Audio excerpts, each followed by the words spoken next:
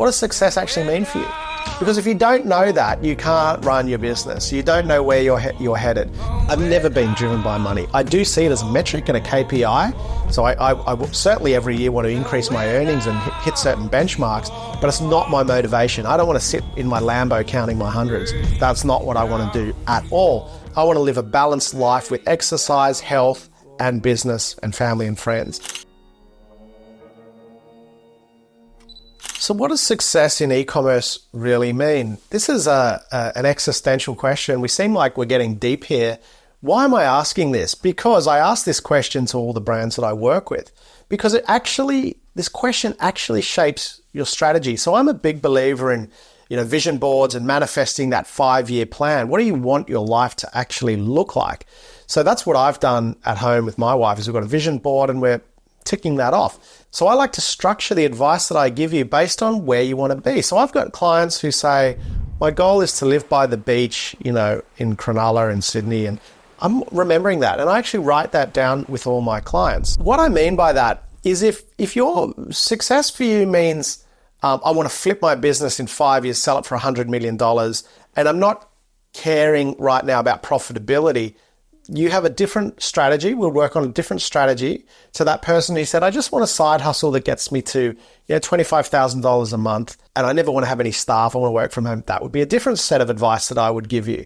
So it's important before you dive into your business, and not just an e-commerce business, but actually any business, to ask yourself, what does success look like? Because that'll shape your strategy. It's also why I say that advisors who give cookie cutter generic advice, one size fits all, that can't possibly work.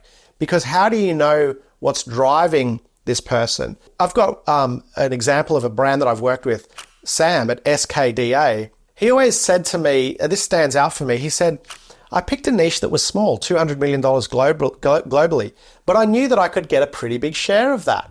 And all I wanted to do was make enough money to have a good life and buy a boat. And Sam would laugh, but I've remembered that. And I always remember, I asked this question and I always remember. So straight away, that's still 13 years down the track, that still guides Sam. It's like, well, I'm very clear on what I wanted. I didn't need to take over the world. I just wanted to achieve success. For me was a boat and a happy family and so on.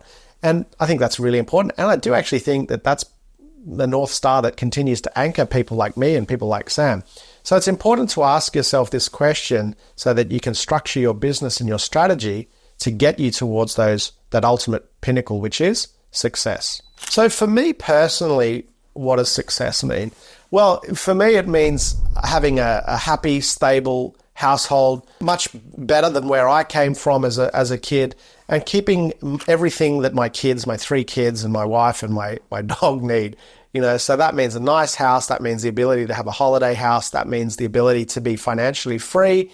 And I want a passive income so that I can spend more time doing the things I enjoy with my family. So success for me isn't a number. For some people it is. It's not, I must make 100 million. That's just not on my radar. I know that if I do good work, the revenue will follow, but I want the revenue that allows me to meet my objectives with my personal happiness and that of my family. I've never been driven by money. I do see it as a metric and a KPI. So I certainly every year want to increase my earnings and hit certain benchmarks, but it's not my motivation. I don't want to sit in my Lambo counting my hundreds. That's not what I want to do at all. For some, it is, and that's totally fine. Success is also not an ice bath at 5 a.m. for me. Life's been hard enough. I challenge myself in certain ways to be a high-performance individual, and I respect other people will do it through the ice baths and so on. That's not me. I want to live a balanced life with exercise, health, and business and family and friends. So for me, I want to create generational wealth. And part of the reason that I wrote my book, in the book deal, royalties will go to me, but then when I'm gone, to my kids, to their kids, to their kids. I love the idea that great-great-great-grandson, Paul Jr. can earn a couple of $100 a week or whatever from a book that I wrote 100 years prior. That for me is that ticks a big box for me. So it's about setting myself up for happiness and fulfillment. And for me, that's what it all comes back to. How often do you see very wealthy people unhappy? So for me, it's happiness and fulfillment, and structuring my life and my business to achieve that for me and my family. Well, a lot of people think that they're working towards a big sale of their business, particularly in e-commerce. And we've all seen those businesses that have sold for $100, $200, $300 million, particularly on the stock exchange, IPOs, but they're not profitable. And so that's not my goal. I actually think that has set a lot of businesses up for failure. There was a lot of silly deals done during COVID, and some of those deals have absolutely completely collapsed. Like we look at BWX, which is a purchased some Australian e-commerce businesses and completely collapsed. They overpaid for businesses that they shouldn't have. So, there were some crazy deals going on. Here's what I think about that. I've seen too many brand owners with $50 million a year businesses not paying themselves an adequate wage, paying themselves peanuts, or by the time you put it in their total pay divided by the hours that they're putting in, they're earning very, very mediocre wages that they were often earning better in other jobs. Now, I'm not a fan of that because I'll go back to my mission, which is to improve the lives of the founders I work with. I don't see how that's improving your life. Now, if you're holding on to this idea that you'll sell your business for $100 million in 5 years and you'll just grind and graft and struggle till then, listen, one answer for you. Life is short. Why would you do that? Why not improve your life now? Don't hold on to some mirage that may not eventuate. And let me tell you, I've been involved in those businesses looking to sell. Those deals are needle in a haystack, once in a lifetime deals. The majority of the time, companies go through that process and sell for much less than what they want, or the offers come through. The private equity companies do their due diligence and start to pick apart why this company hasn't been profitable. And you're so invested in the sale and getting there that you often are in a position where you have to accept a really poor deal that is usually way less than what you wanted, and it locks you into that business for another 2, 3, or even 4 years. I've seen 7 years.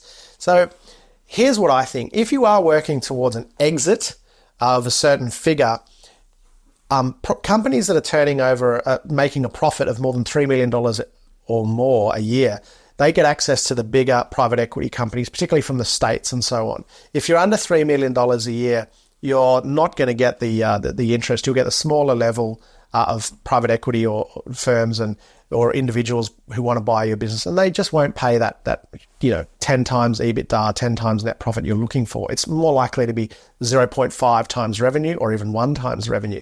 So you've got to be really careful about what you're hearing out there, and don't compare yourselves to these sweetheart amazing deals. What I'm going to explain is that if you want to sell your business for a premium, you've got to be profitable.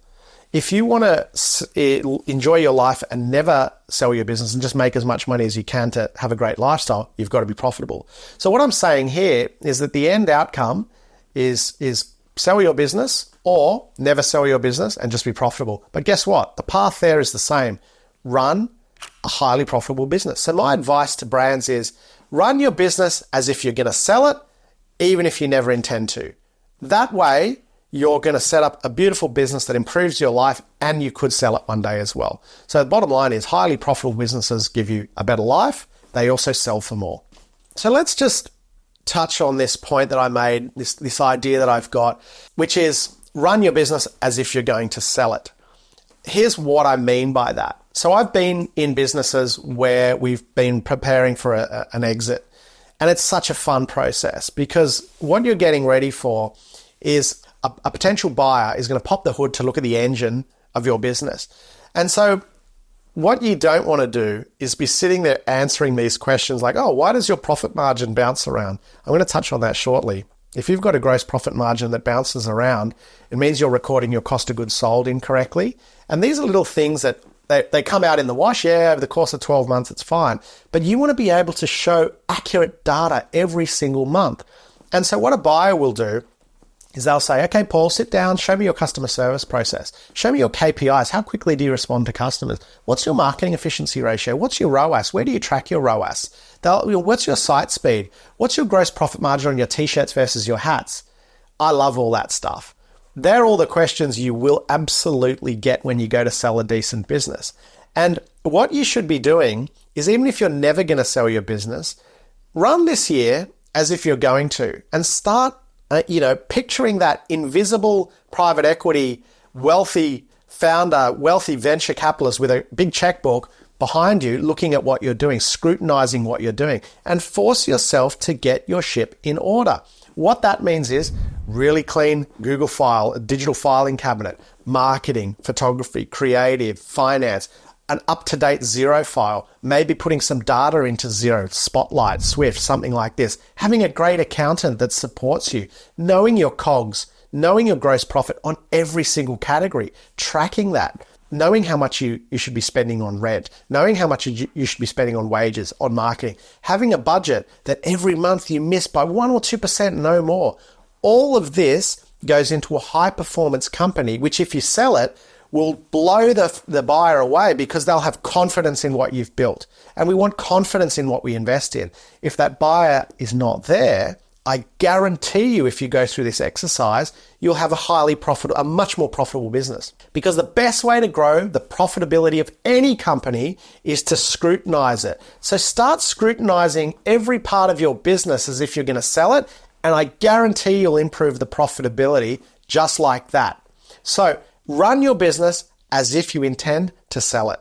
Now, running the business as if you're going to sell it and running the business as if you're not going to sell it, they're exactly the same thing. All roads lead to Rome. So that's what my mantra is, really helping people build highly profitable businesses. And I always say this, I've got a whole bunch of sayings. What I want from you is to be known as a great brand, of course, but I want people to know you as a great business. We've got to be as great a business as we are a brand. And look, there's no right or wrong strategy. It really comes back to what does success look like for you. So if you're geared towards that big payday, I can only do this for 3 more years. I want to maximize revenue growth, and that's fine. No problem at all. If you've got the money to support that, even if that means that you're going to burn cash for 6 months, that's fine. It's not my preferred model, but there's no right or wrong. If you've got the runway, the cash runway to support that, and you know that you're going to IPO in 2 years, you're happy to break even for 12 months, fine, no problem. As long as you're going in with your eyes wide open, that's all that matters. And that's why I come back to what we're talking about today is, what does success actually mean for you? Because if you don't know that, you can't run your business. You don't know where you're headed. So work out that 5-year vision board, that 3-year vision board, manifest what success and happiness really looks like for you, because as individuals, as human beings, we all want to be happy and fulfilled. I encourage you to think about what makes you happy and fulfilled rather than just dollars, and think about that and craft your strategy that gets you there. So there is no right or wrong. I can help businesses with a variety of different strategies. I've got my thoughts on how I like to run highly profitable, cash-generating businesses, but that's just my thoughts, and that aligns with my goals for success. I appreciate that everybody has different ideas for success. So before you get into the nitty-gritty of running your company and making big decisions, go back, sit back, think about that vision for you for 5 years. Do you have 150 staff and you're in amongst it working big hours and you thrive on that? Or are you by the beach working 3 or 4 hours a week, 3 or 4 hours a day maybe, just having a business that's ticking over but living that lifestyle? Up to you, but the way you run your business and the decisions you make need to be influenced by what is your vision for success. What does success mean for you? It might be $100 million. It might be 2 Lamborghinis. It might be 3 mansions. It might be buying that boat. I encourage you to think about what success means to you. The plan can be catered towards that goal. So let's think about a top-down approach. Where do I see myself in 5 years? What do I need to get there? Because if you can picture the goal, picture the dream, picture your ideal life, we can then put in place the building blocks to get you there. But if you don't have that, the building blocks are leading to what? They could be going off in the wrong direction. So let's think about where you want to be. I encourage you to do that. Let's get a bit deep here and think about success and happiness and fulfillment and how closely that's linked to your business strategy.